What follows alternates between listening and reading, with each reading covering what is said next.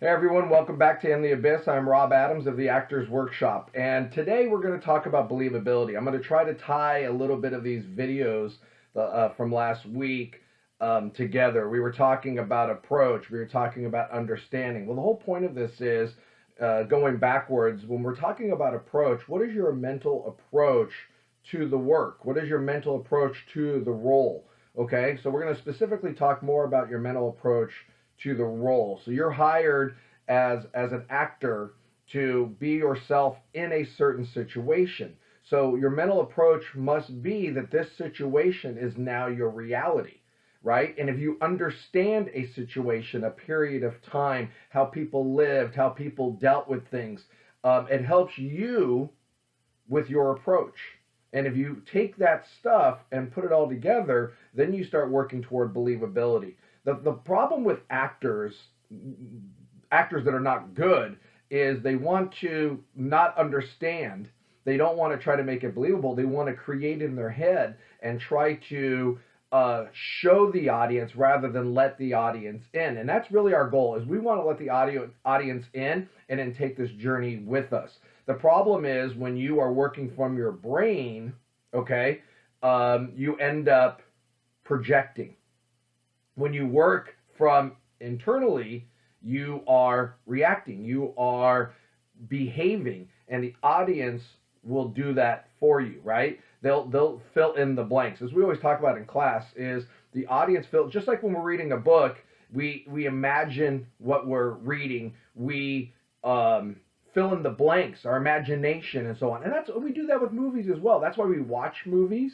Yeah, we do listen, but we watch movies. As actors, we have to listen and watch to use what we get. So going back to what I'm talking about here is, if your mental approach toward a role is understanding, and here's the connection to the two videos last week, those situations, those ways, right? And we talked about this, that people who lived in these different times and eras and so on and so forth, they did not know what was going to be tomorrow.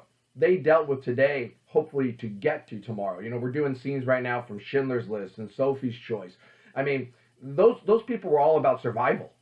They just wanted to survive to the next day. They didn't know what was coming. They didn't know they were eventually going to be liberated and saved and by the Allied forces and etc. They didn't know that. As actors, when we're in Schindler's List and we're in Sophie's Choice and other movies like that, it's hard not to be in those situations knowing the outcome, right? It's almost like having answers to the test. If you have an answers to the test and kind of know the outcome, it's a lot easier to take the test.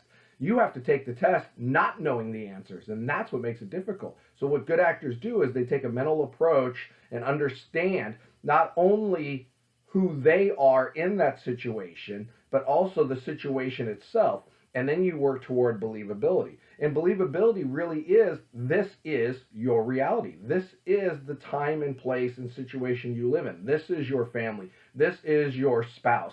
These are your friends. This is your job. This is what you're doing. And once again, and you've heard me say this in these videos before, it is a new job for you. And just like in real life, when you change jobs, you don't change, you adapt to that job. So the same thing as an actor is, you adapt to the job you're given, and then you live in these situations, which creates a believability.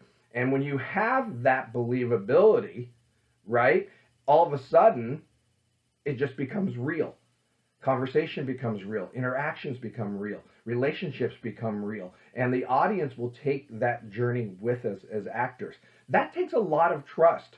It takes a lot of trust, because a lot of people don't have the self-confidence to realize, if I just believe and it becomes real to me and it becomes real to my partner and we just live, that people will jump on the bandwagon and follow us home. The problem is our minds want to go, is this convincing? Is this good? Do people believe it? And what happens is it causes us to want to do something, and that's the trap.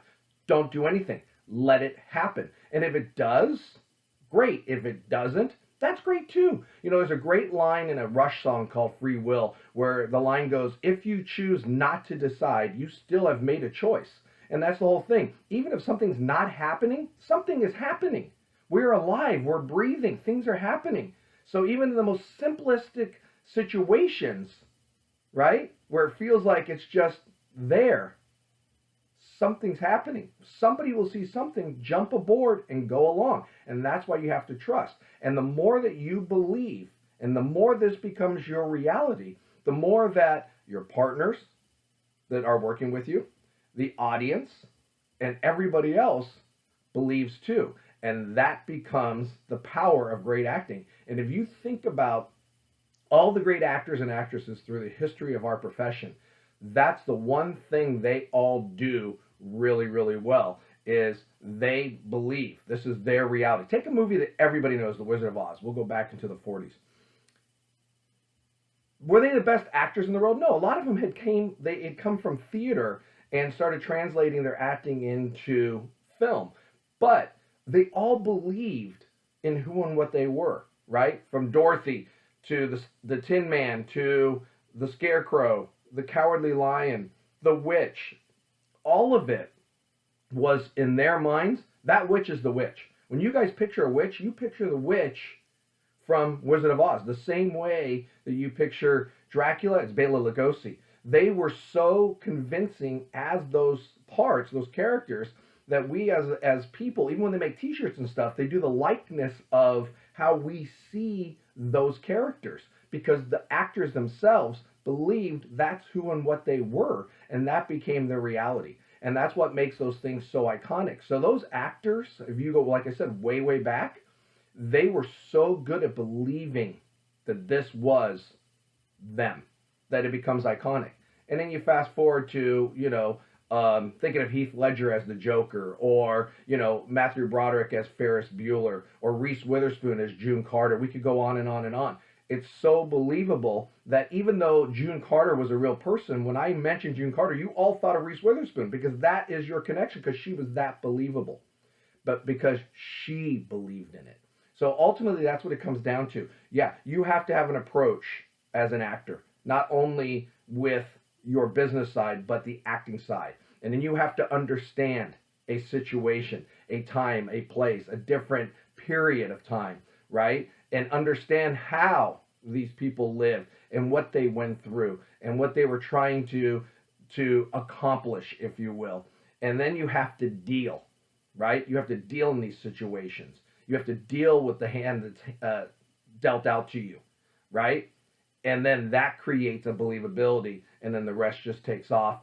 Everybody believes you, the people you're working with, the audience, they jump aboard, they're on the bandwagon, and there you go. So that is just a quick kind of thought process into believability, and this is why it's so important. You can't force it. You cannot force it. You have to let it happen. And if you trust and you let it happen, it will, because we're human, right? And that's why people in real life are drawn to us, is because of who and what we are. And when you believe, it allows you to be who and what you are. And then it happens. So you have to trust, trust, trust. Trust your technique, trust your craft, trust your partners, trust yourself. All right? So hopefully that helps. If you have any questions, drop a comment in the comment box. This week, I will also have a video on Friday. It's going to be a little bit of a different video. We've done one before. It's going to be an unboxing. I got some more Blu-rays coming. Excited to talk about those with you. I hope you have a really good week. We'll see you Friday.